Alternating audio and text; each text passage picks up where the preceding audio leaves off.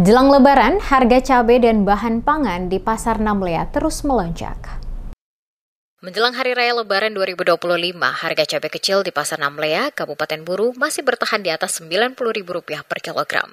Harga ini meningkat signifikan dibandingkan harga sebelumnya yang hanya Rp30.000 per kilogram. Sementara itu, harga cabai keriting juga mengalami kenaikan dari Rp45.000 menjadi Rp55.000 per kilogram. Kenaikan harga tidak hanya terjadi pada cabai rawit, tetapi juga pada bahan pangan lainnya.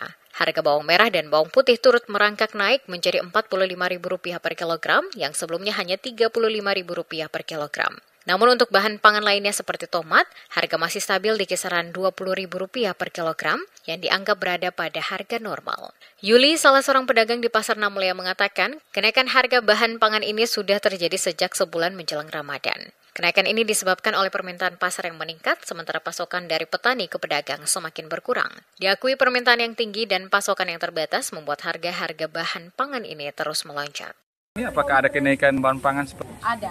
Cili besar, cili kecil naik. Naik Meningkat. Ya. Pada yang kemarin. Cili kecilnya berapa? Naik sekitar 40% ada. 40%? Ya biasanya 30.000 tapi sekarang 90.000. 90.000 1 kilo? 1 kilo. Untuk cili keriting?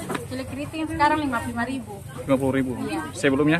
Sebelumnya itu 30. Selain cili kecil, cili keriting apa lagi? Bawang merah naik lagi. Naik berapa? Bawang merah naik sedikit tapi ya lumayan atau.